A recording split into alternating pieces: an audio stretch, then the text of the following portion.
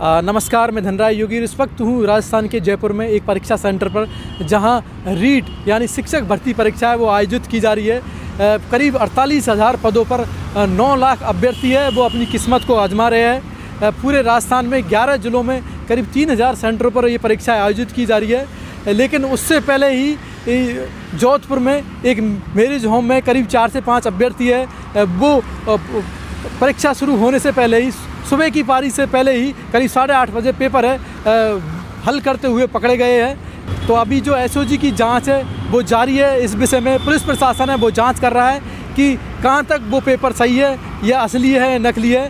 शिक्षक भर्ती बोर्ड के जो चेयरमैन है हरिप्रसाद शर्मा जी, उनका कहना है कि ये प्रथम दृष्टया एक ठगी का मामला लगता है, क्योंकि कुछ क्वेश्चन है, वो सवाल है, वो मैच नहीं खा रहे आगे की, और अभी कुछ कहना वो जल्दबाजी होगी।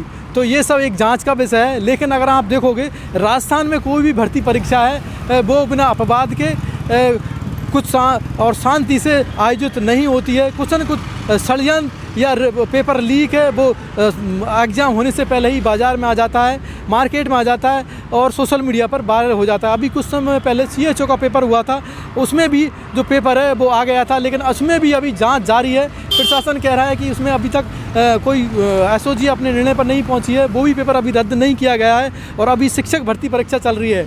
तो इसमें करीब 9 लाख अभ्यर्थी अपनी किस्मत को आजमा रहे हैं। 5 दिन तक ये एग्ज़ाम चलेगी। आज दिनांक 25 फरवरी से 1 मार्च तक 2 पारियों में ये परीक्षाएं आयोजित की जाएगी। कहीं ना कहीं आप देखोगे जो राजस्थान का युवा है, अभ्यर्थी है, वो असमंजस में है, क्योंकि वो बड़ी उम्मीद लगा के बैठा था कि इस बार काफ़ी पद भी है शिक्षक भर्ती में, तो इस बार कुछ न कुछ हमारा हो जाए, क्योंकि आने वाले कुछ समय में उसके बाद कोई भर्ती नहीं आएगी। तो वह युवाओं की खासी उम्मीद है, विद्यार्थियों की खासी उम्मीद है इस भर्ती परीक्षा से। लेकिन उससे पहले ही इस भर्ती परीक्षा में पेपर है वो देते हुए कुछ अभ्यर्थी है जोधपुर में पकड़े गए हैं। तो कहीं ना कहीं जो प्रशासन है, सरकार है, इस विषय में कहीं गंभीर नहीं दिख रही है, क्योंकि कुछ ऐसे ठोस कदम नहीं उठा रही है, निर्णय नहीं उठा रही है कि कुछ ऐसे करने वालों पर, रीट का पेपर या ऐसी भर्ती परीक्षाओं का पेपर आउट करने वालों पर कोई ठोस कदम उठाए, लगाम लगाए। क्योंकि कहीं ना कहीं इन सब चीज़ों से जो युवा है, विद्यार्थी है, वो निराश हो जाता है, हताश हो जाता है,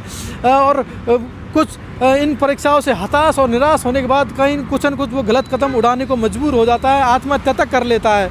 तो एक तरह से वो एक आत्महत्या नहीं है, वो एक हत्या है, और उन सब का जिम्मेदार वो लोग हैं जो ये पेपर आउट करते हैं, षड्यंत्र करते हैं, धांधली करते हैं। तो उन पे हत्या का केस दर्ज होना चाहिए, क्योंकि सीधा न सीधा वो हत्या है, किसी की जान लेना है।